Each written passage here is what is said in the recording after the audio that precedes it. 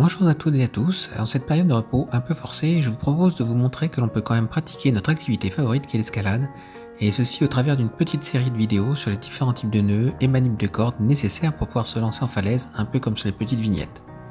Aujourd'hui, je vous propose d'aborder le double nœud de pêcheur. C'est un nœud que l'on va utiliser généralement pour réaliser un anneau de corde, pour le ficelou par exemple, pour rabouter de cordes ou encore en nœud d'arrêt sur un nœud d'encordement. Donc on va prendre nos deux bouts de corde, on va les faire se chevaucher. Le premier va pouvoir venir s'enrouler autour de l'autre en remontant sur lui-même pour faire deux boucles. Donc une boucle, puis une deuxième boucle. Une fois qu'on a fait nos deuxièmes boucles, on va pouvoir repasser l'extrémité de la corde dedans, au travers des deux boucles.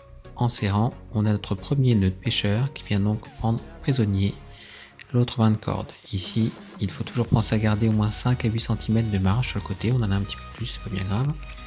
On prend notre deuxième bout de corde, pareil, on va faire la même manip. On va faire un premier tour, tout le temps en revenant en arrière, une première boucle, puis une deuxième boucle. Lorsqu'on a nos deux boucles, on va pouvoir repasser l'extrémité de la corde au travers des deux boucles, en repartant dans le sens initial. On tire, on vérifie bien qu'on a nos 5 à 8 cm de marge derrière. On a donc nos deux nœuds de pêcheur qui font face à face. Et lorsqu'on tire sur les deux extrémités, ces deux nœuds se bloquent. On a ainsi permis de soit rabouter les deux cordes, soit si c'était une même ficelle, faire un anneau de corde qu'on va utiliser sur la ficelle.